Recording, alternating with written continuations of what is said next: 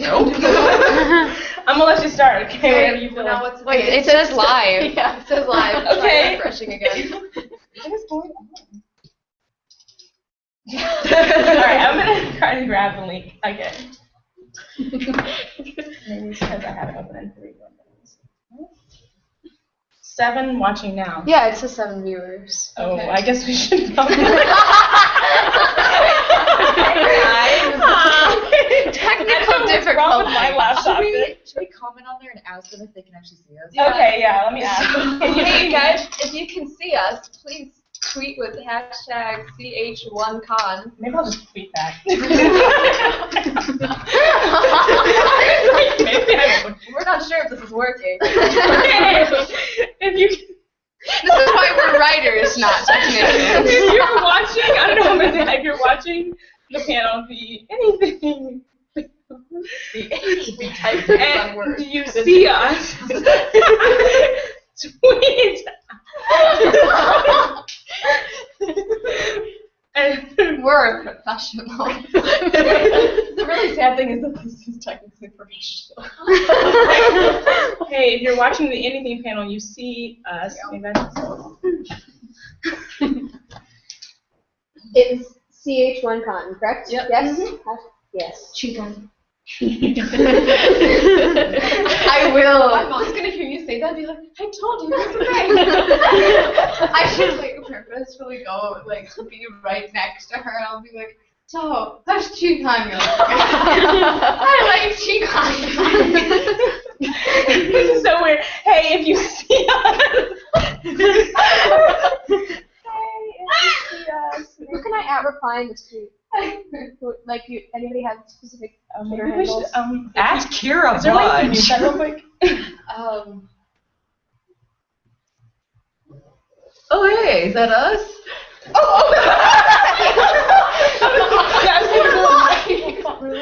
On now. We were like, why are they talking? Oh, we lost a viewer. Sorry. Wait, wait, you really? Oh, if you're still watching, thank you for dealing with this. Sorry. We're having issues with our Since YouTube 5 over viewers, here. so- Yeah, okay. Hotel Wi-Fi, it's not a beautiful thing. So this is the panel for the Chapter 1 Young Writers Conference. I'm Julia Byers, I'll be moderating, and if you all lovely panelists want to introduce yourselves. Sure. Hi, I'm Patrice Caldwell. I'm a writer and a publicist at Spencer Hill Press. I'm Kira Budge. I'm also a writer because this is a writing conference.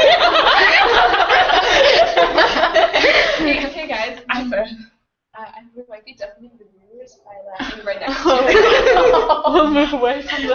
Sorry, we have the rest of the conference attendees kind of gathered around us right now. And I'm the associate online, what is it, administrator for this conference, which is such a cool title. Like, after she gave me my official title, I was like walking around like, I am the associate online administrator. So. Hi, I'm Amy Zhang. I'm the author of Falling Into Place, which is coming out this September from HarperCollins. Okay, well, I guess we'll get started. So we're going to start with a couple of questions that were pre-submitted, and then we're going to have some conference attendees ask questions, and we're going to answer your questions. So please tweet with hashtag Ch1Con or Chapter 1Con, but Ch1Con. And we will get to as many questions as possible. And we're very excited to have you, so thanks for joining us here. And also, I'm going to be not standing behind them for this entire time, so I'm going to be off screen, but I will be speaking, so if you hear a voice, it's probably It's God. God. Saved it from them. Okay, so our first question is, when did you start writing seriously? So I started writing in 8th grade. I guess you can say I started writing seriously sometime like halfway through freshman year when I started my second manuscript. It was the one that I eventually queried and signed with my agent. So like freshman year-ish. Wow. I was on a podcast with newbie writers yesterday, and they asked this question. And I guess I'd just say basically the same thing as Dan. I started writing in first grade, basically. We had a school project, and it was mostly just short stories and like poetry. But I got to read like a little picture book that I wrote for part of it to my little brother's preschool class. And when I was like there reading it to them and seeing their reactions, I was like, this is something that I really want to do. I want to be able to have my words make a difference to people in the world, and it's probably the best way that I personally can make a difference in the world, because I'm not all that good at like science or something. So yeah. So yeah, I guess I started writing. I've been writing for pretty much forever. I remember when I was in 3rd grade, I entered this like writing contest, and I won 3rd place. And as a little note on it, it said good, better, best, and it was sort of reminding me about my grammar. Which is something I still have problems with today. So, but yeah, I really like writing. And I think I started seriously writing the summer after my first year in college, which seems like forever ago. Okay, next up, it's a 2-part question. What are your favorite types of stories to write, and are these different from your favorite types to read? Chase, do you want to start with that? Yeah. So let's see. I really like.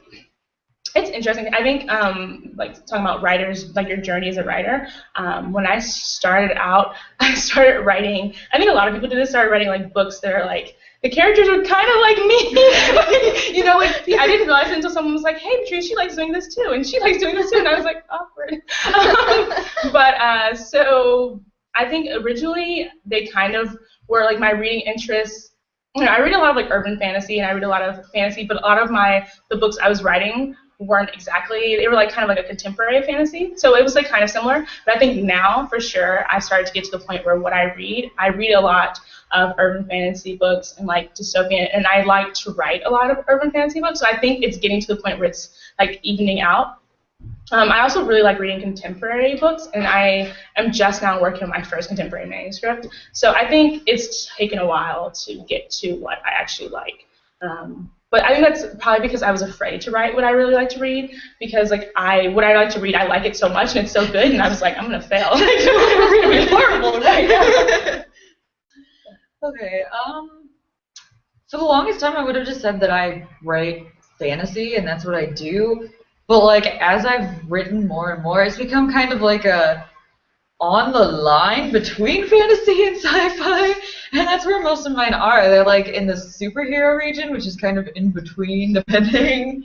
And so I do a lot of that, and that's probably the area that I'm most settled into. But I have moved a little into contemporary, which I never expected, because the first time I tried to write something contemporary, it was literally just like my life with a different name. So, but like I kind of did it on accident, because the novel that I'm planning on sending out soon was originally like this crazy sci-fi thriller, and then when Julia, who's my critique partner, read it, she was like, "This should actually be contemporary." And I was like, oh.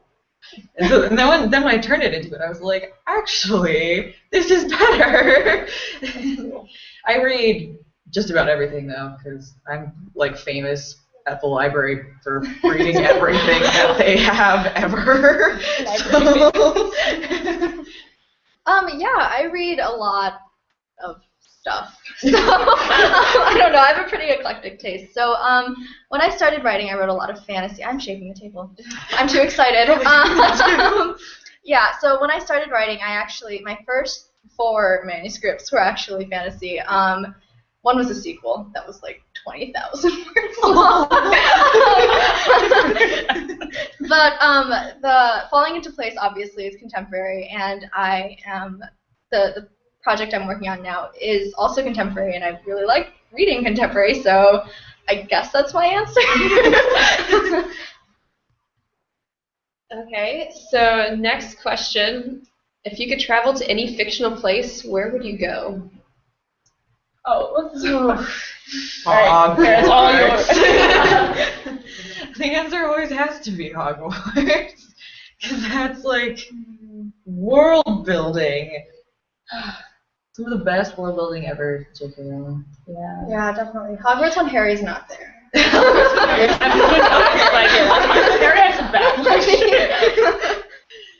Like, I can't think of anywhere else because, like, all my favorite books besides that are, like, dystopian.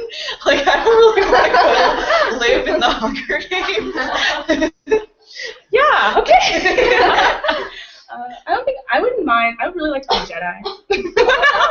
I'm just going to go there. I mean, I think Hogwarts, I will say, I love Hogwarts, but I actually wouldn't mind, I mean, this is going to sound, I wouldn't mind living in the Matrix. Of course, that's like this really odd thing to say because, you know, we could be in the Matrix right now.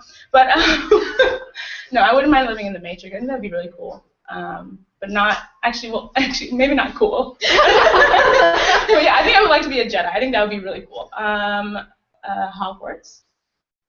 Yeah, it's probably a lot of things are dystopian. I don't want to like. Okay. Sorry.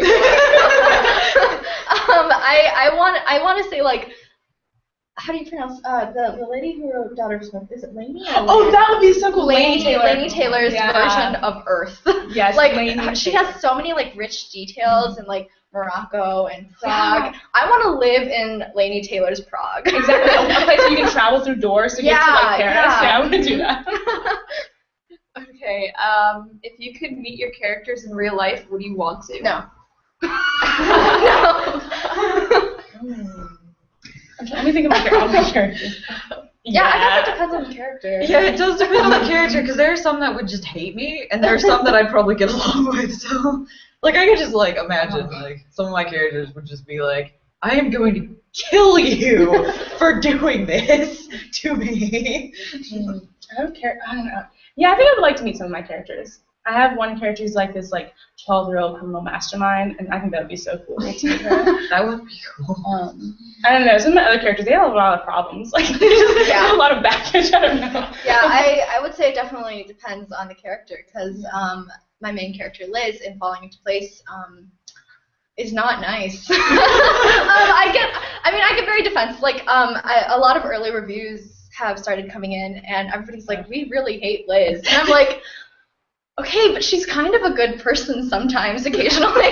She's not, she really isn't though, so I would not want to spend like 5 minutes with her. But the character in the fantasy that I'm like plotting world building, I think it'd be pretty cool to hang out with her. She can do magic and stuff, so I mean.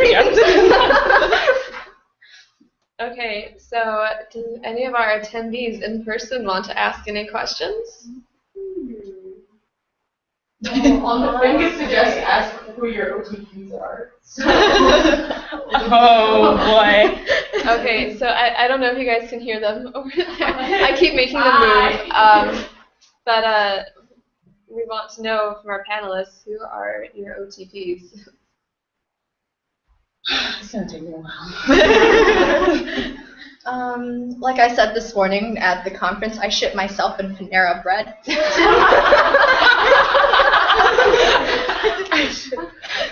See, I'm always like the unfavorable. Like, okay, like so, like everyone, you know, Katniss, right? So everyone's like Katniss and Peter.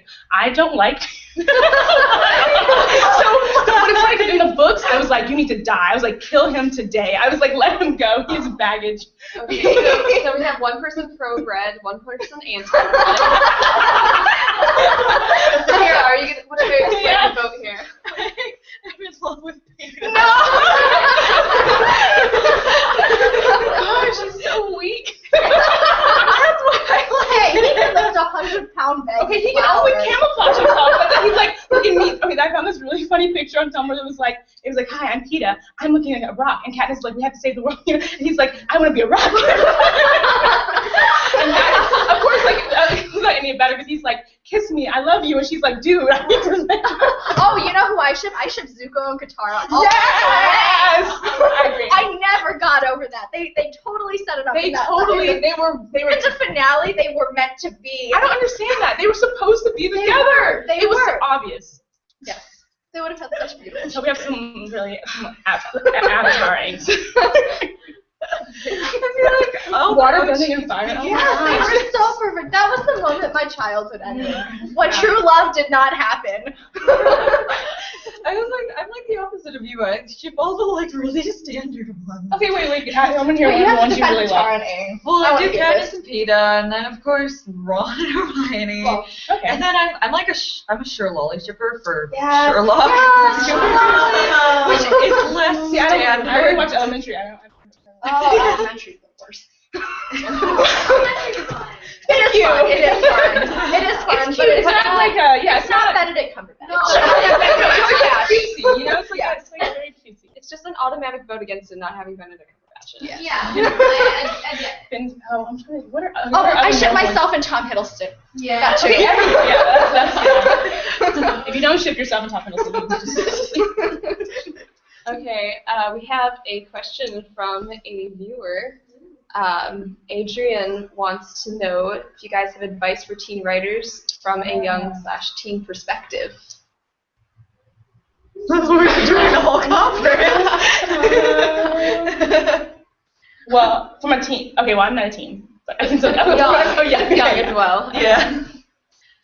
Okay, so when I was, I think I actually wrote about this on my blog, but when I was just starting out writing, I think sometimes you just, like, people are really, they bash a lot on teens who are writing, and they'll say things, they'll be like, oh, I mean, there's been, like, a lot of articles. I remember actually I was talking to John, like, there was one summer, and there was, like, a ton of articles about adults talking about how teens shouldn't be able to write. Mm-hmm. And there are these, like, kids, I guess, who had started, like, writing, and, like, you know, they're talking about how parents will self-publish some kids' books. Oh, I remember that article. Right, and people will say that's, like, a bad idea. And, I mean, I guess it's like, okay, so, yeah, so the kid's going to have, a horrible self-published book. But they're going to be really proud of it, right, you know? And also, you're starting them writing. So I think my main advice is that you cannot be discouraged about anyone says. I heard Ang Lee talk one time, and his advice, he was like, what is your advice for people going into the arts who are, like, young? And he was like, don't do it. And he was like, and then he says, because if I said don't, and you listen to me, then you weren't ready to do it anyway. So, like,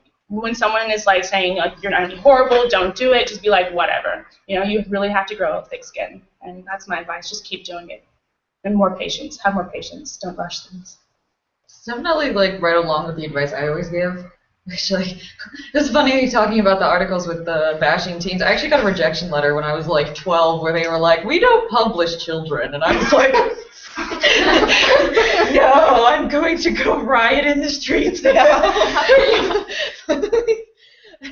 It's basically, like, the way I've gotten through the fact that I'm now at lots of rejections. I don't know if I should say the exact number on the internet, but I'm pretty sure I already have. So, like, I'm at, like, 110 rejections at this point.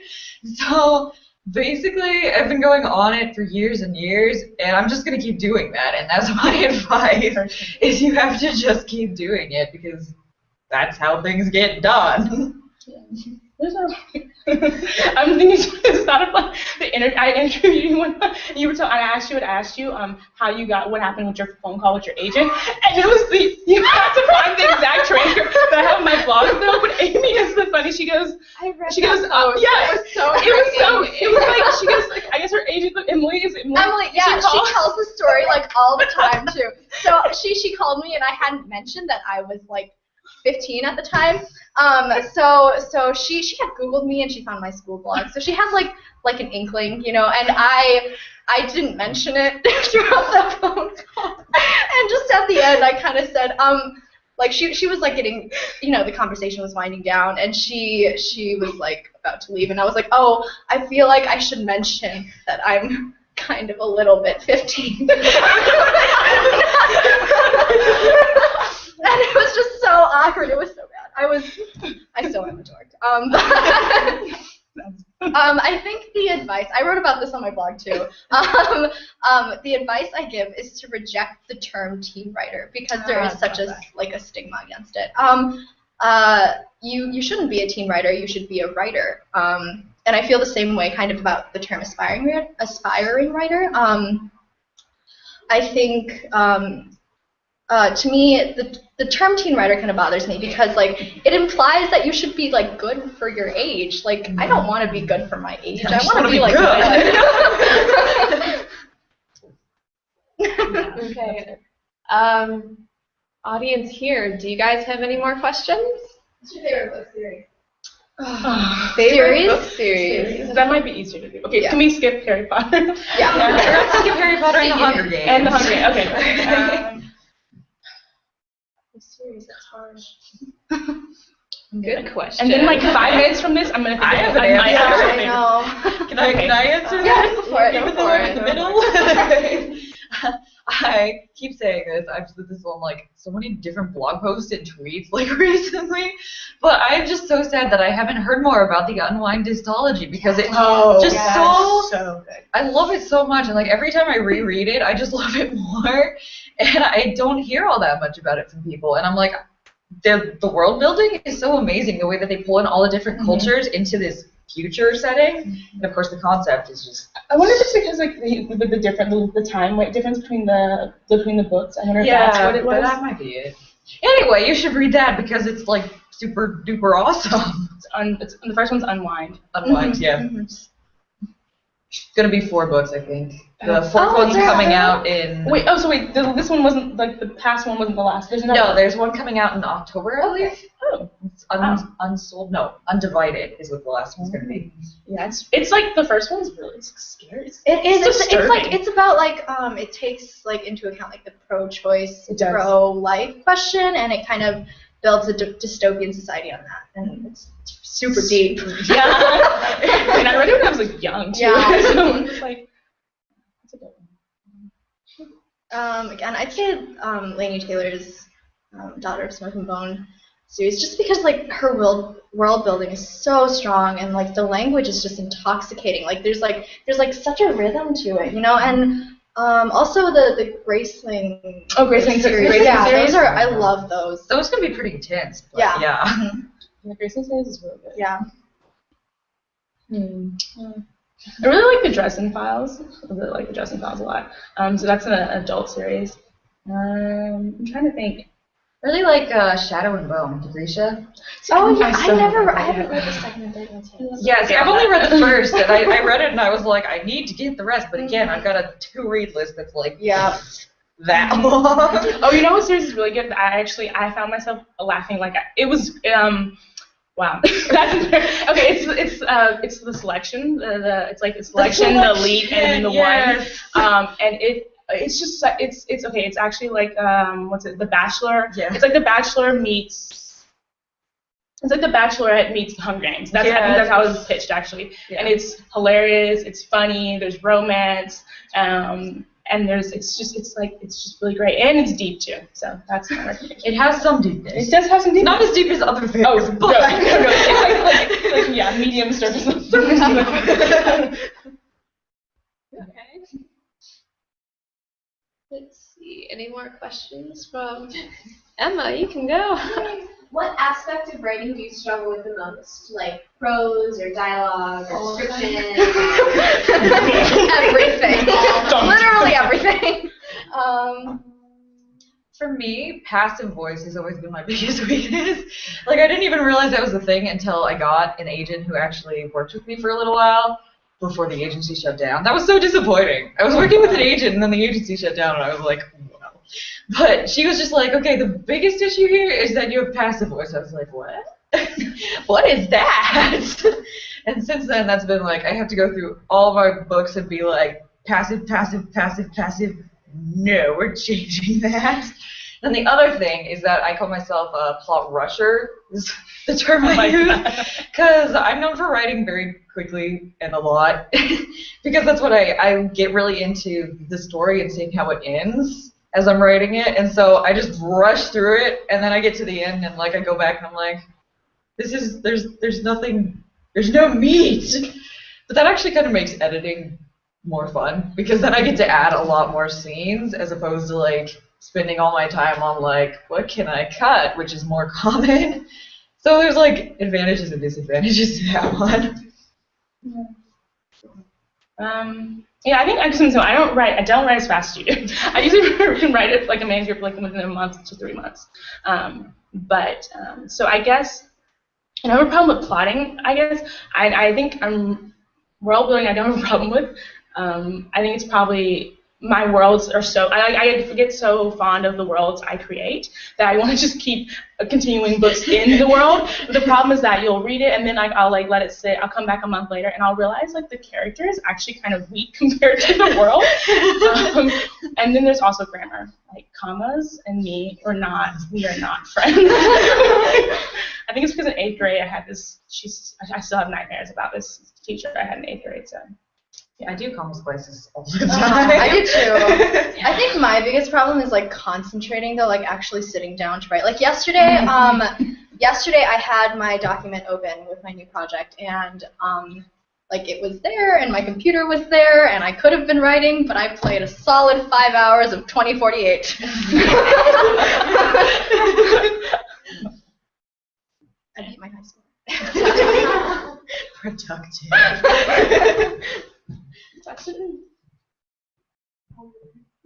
Yeah, you can go again. Have you ever had a specific experience where people have told you that you couldn't/shouldn't be a writer Oh, for sure. whatever reason?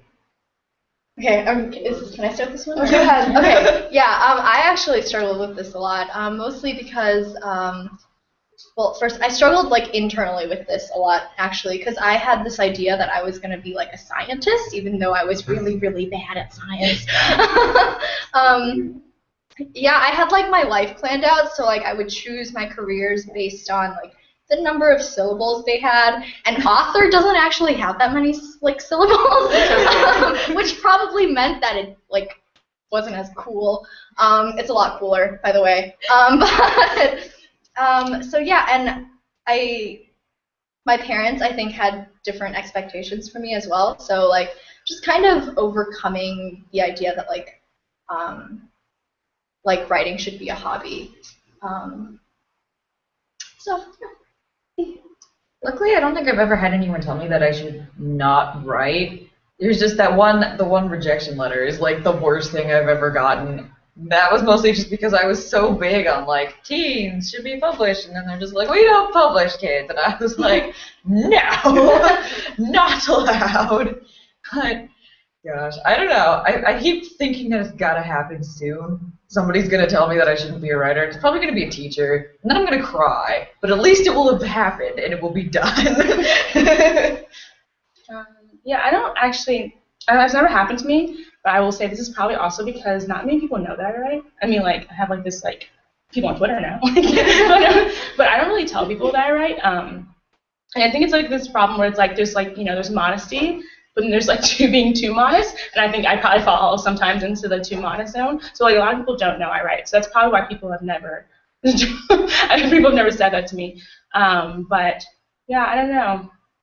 I don't really rejection doesn't really get to me that much. I have like this folder in my email, so every rejection I've ever gotten goes in. It's the folder's titled "Fuel for the Fire." I have that too. Everything goes in there. It's just like it's just supposed to be like to boost me up. So like it doesn't really bother me. Like I'll get a rejection and I'll be like, oh well, and I'll be like, that's fine. I'll make it better. Like yeah. So. You guys have more questions? Strongest Come on, Twitter. Strongest. What do you think is your strongest aspect of writing?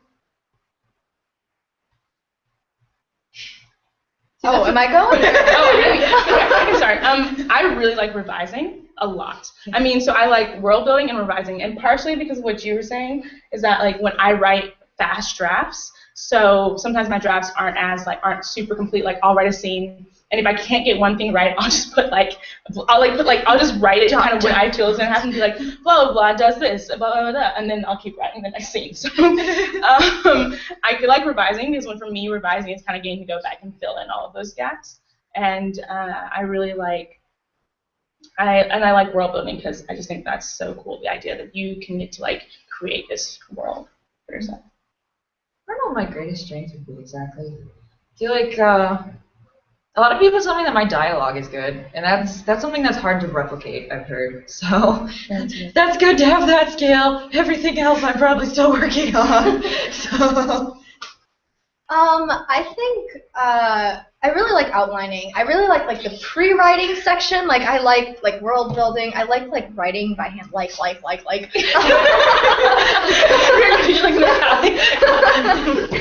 No, but plotting is very fulfilling for me. I don't really know why, but I do like kind of seeing the direction that a manuscript is going in. And I do find that like since I started outlining, my first drafts have been stronger, and I don't love revising all that much, so that helps. That's good. Less of it. Emma again, go for it. Questions. Is there any world, story, or universe that you have in your head that you have never written? Or if you have written about it, it was really, really bad. And you never I have this story that I've been working on. Like I have like just pages and pages of like world building details. I have like the religion written. I have maps. I have everything, and I have like 2 words written. And I just don't. I know I don't have time for it right now, but I am very excited to start writing it. Yeah. Spoil a little bit of it. I can. It's on my website. No, it's not on my website. No, it's not. It's on my old blog. If you really want to read about it, but it's called The Story Weaver, and it's about a girl who weaves stories. So it's this kind of magic where you write things and you feel them with like memories, and so like to change the idea is that to change the future you have to sacrifice the past. So, when you write this, if you ever need like someone to like, I will, yes. I have your first draft. I will read, your first, like, she sees like the first chapter, and you're like, okay. I don't have anything written, but I have like 7,000 words of like outlining. Can we read that? There's just so much that I have it all plotted out. I just need to start writing it, but that's not going to happen for a while. So I'm very much looking forward to it. I've got a couple of, I've got like 5 documents for stories that I haven't started yet that I'm going to write, so I do have those worlds there. Some of them like were from old books that I wrote that I've since like trashed, but I wanted to keep the world. So I've got some of those waiting for a plot, actually. And then I've got my nano book for November. I've got the idea, and I'm excited to do that in lots of months. Let's see. I have like this story. I don't know if it's the story of my heart. I have like this story that since I really like world building, I do this a lot. I'll just write down like the world, or I'll think about it. So I have like, I know what the world's like. It's like kind of like it's like, okay, it's not Avatar, but it's like Avatar-esque. I mean, the last Airbender Avatar when I talk about Avatar. But it's and the TV series, just so we can like set that straight. But yeah, it's kind of like Avatar-esque in that certain people have like certain powers. But yeah, it's fantasy, and I have like, I have the feeling. So if that makes any sense, like I know what the books needs to feel like. And I know what the world's going to look like, and I know what the kingdoms are and all this stuff. But the characters are like there, but they're not fully there, and I have to finish like 3 other things. So like I'm going to let the characters like just sit there. Take some time to figure themselves out. So I just tell myself, like, it's like this really weird thing where you're like, okay, you just like, you think about it like subconsciously, and then when you're ready to write it, I feel like it's going to come. Yeah, hopefully. Can you tease a little bit of that too, like the general concept, or you want to explain? Yeah, I can try to. If I can, let me see if I can. So it's like this book. There's like these 2 girls. And one. So there's these 2 separate girls in this in 2 separate kingdoms, and they don't know each other. And basically, one has like, it's like a mage, and one's not. And so they both have like these separate powers, and they have to go on this basically like this journey kind of to like figure out the mysteries of what's going on in their kingdoms. And like basically there's kind of like, so it's kind of like Avatar in the way there's like this like emperor who's like, or this like faction who's kind of taken over the other factions.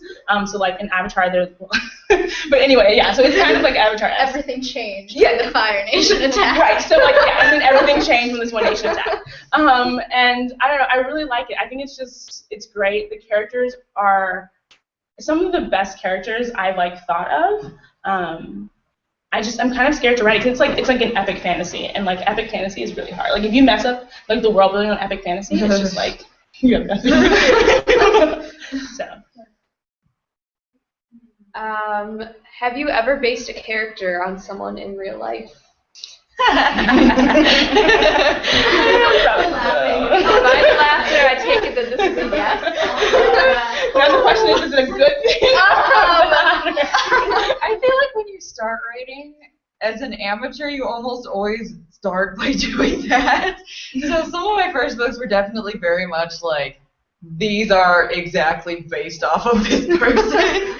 But then like later on, it's developed so it's like I'll take pieces from people, or like I'll name a character after them in their honor, but it'll be like different person.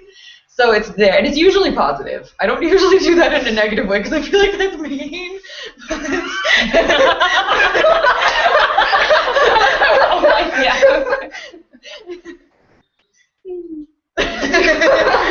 They're like, wow. You know, sometimes in life, people can be not so nice to you when you're younger. And sometimes teachers get what's coming to them eventually when these books are published. No, I don't think they would ever recognize it, but I do.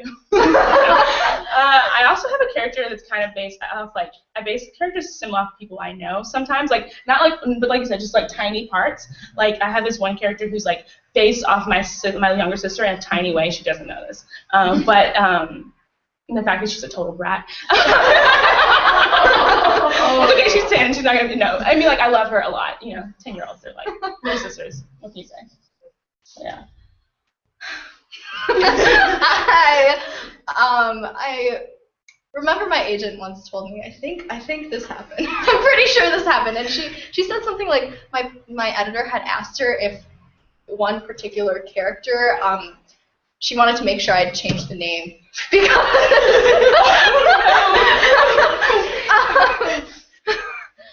so my friends like ask me a lot, am I in your book? And I say no because I like you. No,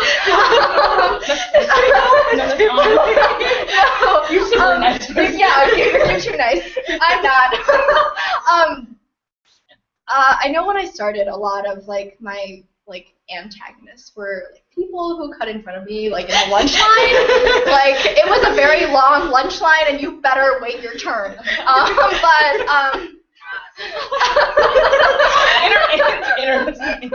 No, there are some instances, I don't want to go into it, but I recognize them and it makes me happy. I feel like this thing, you're like superlatives you don't want to have, like, most likely to be like some like horrible villainous doctor.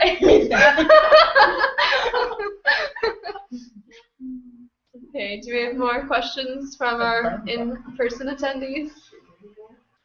Up to you guys. It is 3:30, so we can stop. But if anyone has any burning questions, ask them now. Also, if you're watching on the internet, if you have any burning questions, ask them now using hashtag Ch1Con on Twitter. And if you ask within the next 30 seconds, we will get to you. Do you want to have any last burning question?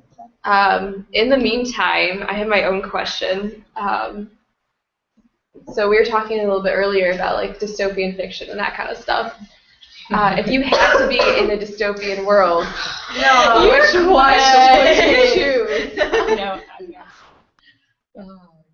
Might go with this election. It's dystopian. It's not. I mean, come on, having to go through this bachelorette thing where you have to marry this guy you don't know. That's the least of your worries. I mean, you could have to kill children. So. Well, can I change my race for a dystopian world? Because I feel like I would want to be a Native American in the Unwind series because they actually have a pretty decent situation, especially compared to everybody else. And I could do that. That could be okay, but I'm not Native American. Which book is it in? Have they changed? It's I think they show up in the second book, I think, is when you cool. Get that? Yeah, before that you don't see them. It might be the third. It's either the second or the third. I know it's not the first because I just reread the first. Proxy by Alex London. If anyone's read Proxy, the world in Proxy actually would be really cool to live in if you weren't the main characters, because it's a lot of really cool technology, so that would be super awesome. My favorite dystopian book is actually The Handmaid's Tale by Margaret Atwood. Yeah. But I don't think I would want to live there. I wouldn't want to be a handmaid or a wife. So probably not that. I think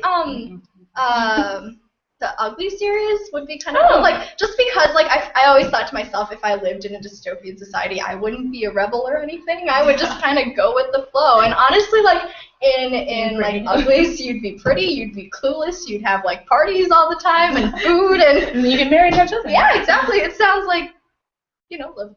Because you wouldn't know also. Yeah, exactly, right. We have the full of legion. And it's not like I'm stuck in like an arena killing people. Although, I love how no one wants to be in the Hunger Games. I'm gonna need that. I could probably stand being a capital citizen, to be honest. I could deal with that. Now that's something deep to think about. Would you be a capital citizen even if you knew what was going on? Yeah, I don't know. Look at your people know like super cool, like Cinna, like a. Yeah, that's true. Oh. You know what? Well-ish. What actually really appealed to me about capital citizenship is the showers. Like I feel like being like in the Hunger Games is almost worth using those showers. Maybe not actually. I really like the idea of like water coming from everywhere, and I think you can probably get that. And now. the magical like, electric hair untangler. Yeah, that would be great. It's amazing what authors think of. You're like, you know what? I hate having my hair tangled. Okay, any more questions? All right, then I think we are going to wrap it up. So, look, I'm back. Thank you for joining us online, and thank you for our in-person attendees for asking questions and hanging out with us. And thank you to our lovely panelists here. And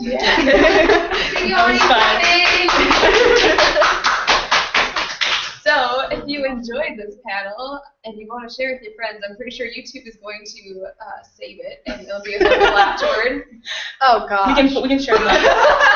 I think we have to have a viewing.